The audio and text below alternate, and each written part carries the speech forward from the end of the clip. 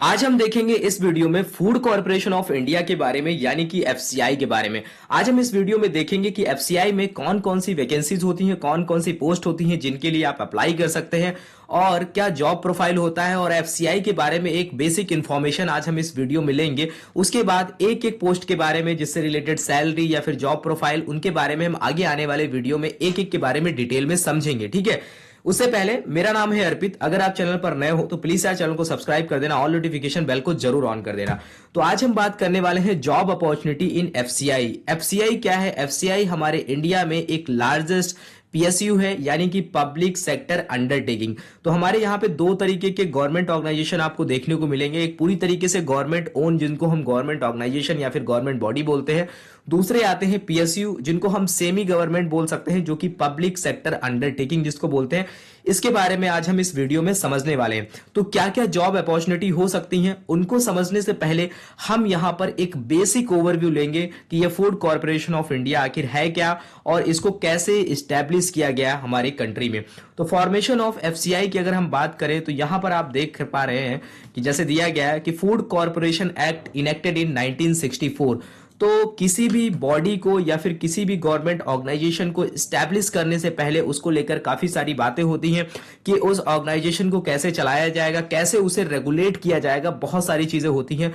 तो उससे पहले ये सारी बातें जो होती हैं पार्लियामेंट में होती हैं। तो उसी के लिए एक एक्ट लेकर के आया गया जिसको बोला गया फूड कॉर्पोरेशन एक्ट, इनेक्टेड इन 1964 में जिसको इनेक्ट किया गया था। तो एक्ट को बनाने का जो प्रोसीजर होता है, सबसे पहले एक क्या होता है, पार्लियामेंट में बात होती है, फिर उसके बाद में एक बिल लेकर के जाया जाता है। फिर बिल जब लोकसभा राज्यसभा दोनों हमारे हाउसेस से जब पास हो जाता है, फिर उसके बाद में वो जाता है हमारे प्रेसिडेंट के पास में। फिर प्रेसिडेंट जब उस पर अपनी एसेंट प्रोवाइड कर देते हैं, तब ये जो बिल होता है वो एक्ट बन जाता है। तो ये जो एक्ट बना था, ये कब बना था? 1964 में बना था। ठीक है, उसके बाद में हमारा जो फूड कॉर्पोरेशन ऑफ इंडिया है उसको सेटअप किया गया। एफसीआई वाज सेटअप इन 1965। उसके एक साल बाद में एफसीआई को सेटअप किया गया और जिसका जो इनिशियल हेडक्वार्टर्स था वो था चेन्नई। तो सबसे पहले इसका जो हेडक्वार्टर था वो चेन्नई था, उसके बाद में इसको शिफ्ट कर दिया गया न्यू दिल्ली में। तो आज के टाइम पे जितने भी गवर्नमेंट ऑर्गेनाइजेशन है उसमें ज्यादातर जो गवर्नमेंट ऑर्गेनाइजेशन है, सभी नहीं लेकिन ज्यादातर गवर्नमेंट ऑर्गेनाइजेशंस के जो हेडक्वार्टर्स हैं वो आपको न्यू दिल्ली में देखने को मिलेंगे। उसके बाद में यहां पर दिया गया है टाइप लिखा गया है स्टैट्यूटरी बॉडी।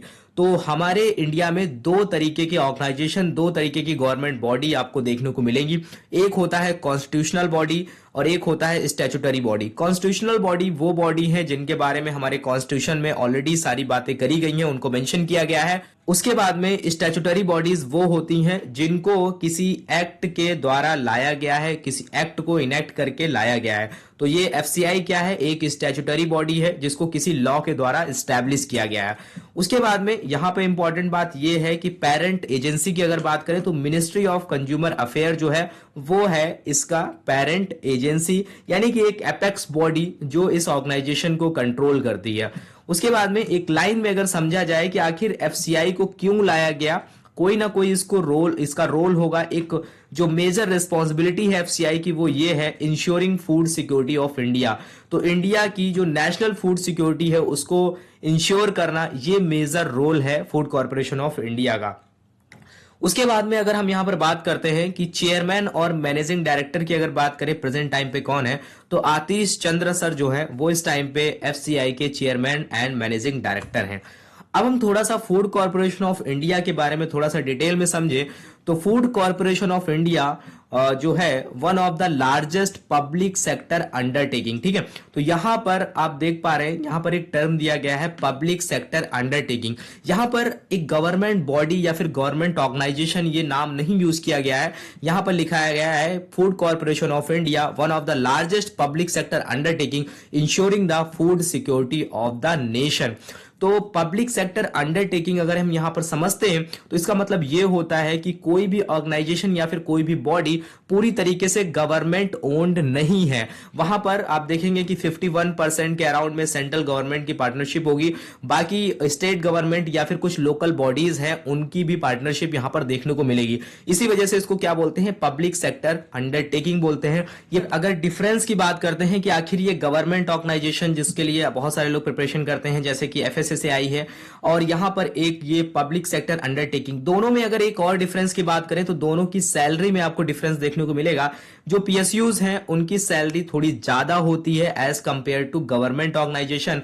लेकिन यहाँ पर एक और चीज है जो शायद लोगों के लिए थोड़ा सा उसको आप देखेंगे कि वो डिसएडवांटेज हो सकता है, या फिर कुछ लोगों को नहीं पसंद होता है, लेकिन जिनको पसंद है उनके लिए बहुत अच्छा हो सकता है। यहां पर आपको थोड़ा सा workload as compare to government organisation थोड़ा सा ज्यादा देखने को मिलेगा, ठीक है। तो यहां पर थोड़ी रेस्पॉन्सिबिलिटी और वर्कलोड थोड़ा ज्यादा होता है।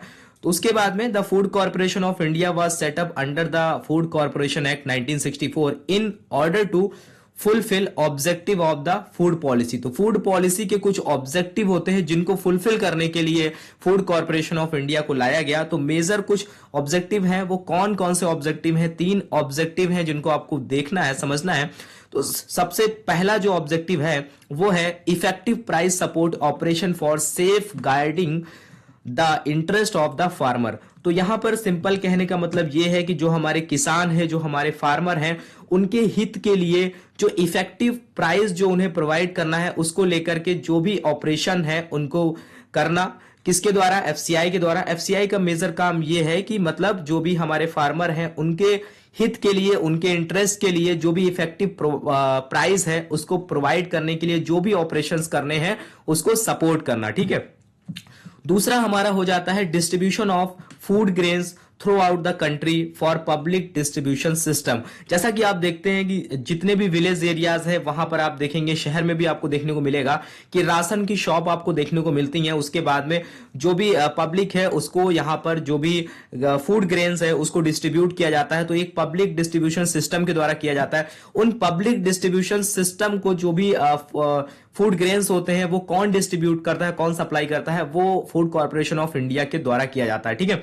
उसके बाद में maintaining satisfactory level of operational and buffer stock of food grains to ensure national food security, ठीक है। इसके साथ ही साथ जो फूड कॉर्पोरेशन ऑफ इंडिया है उसका जो मेजर काम ये भी है कि मेंटेन करना satisfactory level of operational and buffer stock of food grain to ensure national food security. तो नेशनल फूड सिक्योरिटी को इंश्योर करने के लिए जो बफर स्टॉक होता है उसको मेंटेन करना, यहां पर ये बहुत जरूरी है, क्योंकि आप देखेंगे कि नेशनल जो फूड सिक्योरिटी उसको इंश्योर करने के लिए हमारे पास पर्याप्त मात्रा में जो बफर स्टॉक है ग्रेन्स का वो अवेलेबल होना चाहिए, जिससे मतलब हमारी कंट्री में अगर कोई भी क्राइसिस आ जाता है तो यहां पर फूड की कमी ना हो, हर एक कैंडिडेट को यहां पर पर्याप्त मात्रा में जो भी फूड है वो मिल सके। क्योंकि जब कोई इमरजेंसी लगती है या फिर कोई क्राइसिस आता है तो जो लोअर क्लास पीपुल हैं उनको तो प्रॉब्लम होती है, लेकिन आप देखेंगे कि जो मिडिल क्लास है या फिर अपर क्लास है उनको भी इस सिचुएशन से गुजरना पड़ता है अगर बहुत बड़ा क्राइसिस अगर फूड का देखने को मिल जाए, ठीक है। तो ये कुछ इंपॉर्टेंट ऑब्जेक्टिव हैं जिनको फुलफिल करने के लिए फूड कॉर्पोरेशन ऑफ इंडिया को लाया गया, ठीक है। अब हम इंपॉर्टेंट बात देखते हैं कि आखिर क्या क्या जॉब अपॉर्चुनिटी हो सकती हैं एफसीआई में, फूड कॉर्पोरेशन ऑफ इंडिया में। तो FCI is one of the largest public sector undertaking to insuring the food security of the nation. FCI conduct many government exam for appointment of officers, managers, accountant, multitasking staff. ये कुछ department हैं जहां पर आपको यहां पर बहुत सारी वैकेंसीज, बहुत सारे रिक्रूटमेंट देखने को मिलेंगे। जैसे कि आप देखेंगे कि कुछ रेगुलर वैकेंसीज हैं, जो आपको जनरल वैकेंसीज हैं जो आपको देखने को मिलेंगी जब इसका नोटिफिकेशन आता है फूड कॉर्पोरेशन ऑफ इंडिया का। पहला आपको होता है कि टेक्निकल डिपार्टमेंट में बहुत सारी पोस्ट होती हैं, ठीक है। उसके साथ ही साथ आप देखेंगे अकाउंट डिपार्टमेंट है, लॉ डिपार्टमेंट है, जैसे कि असिस्टेंट जनरल मैनेजर टेक्निकल। ये पोस्ट बहुत ज्यादा पॉपुलर है। जो लोग लाइफ साइंस बैकग्राउंड से या फिर एग्रीकल्चर से बिलोंग करते हैं वो लोग इसके लिए अप्लाई कर सकते हैं। फिर दूसरा आता है हमारा assistant general manager general administration हो गया। उसके बाद में आप देखेंगे कि जो लोग असिस्टेंट जनरल मैनेजर अकाउंट्स वगैरह में पढ़ाई करते हैं वो यहां पर अप्लाई कर सकते हैं। उसके बाद में असिस्टेंट जनरल मैनेजर लॉ। तो ये सारी पोस्ट आपको एफसीआई में देखने को मिलेंगी। उसके बाद में मेडिकल ऑफिसर की भी पोस्ट निकलती है कभी कभी। और उसके बाद में आप देखेंगे कि जो AG3 की पोस्ट निकलती है वो भी डिफरेंट डिपार्टमेंट में होती है। असिस्टेंट ग्रेड 3 जिसको बोलते हैं, यहाँ पर जनरल डिपार्टमेंट भी है, अकाउंट भी है, टेक्निकल भी है, डिपोट भी है। डिपोट वो होते हैं जहां पर इनको स्टोर किया जाता है, जहां पर आप देखेंगे साइलो वगैरह बने होते हैं।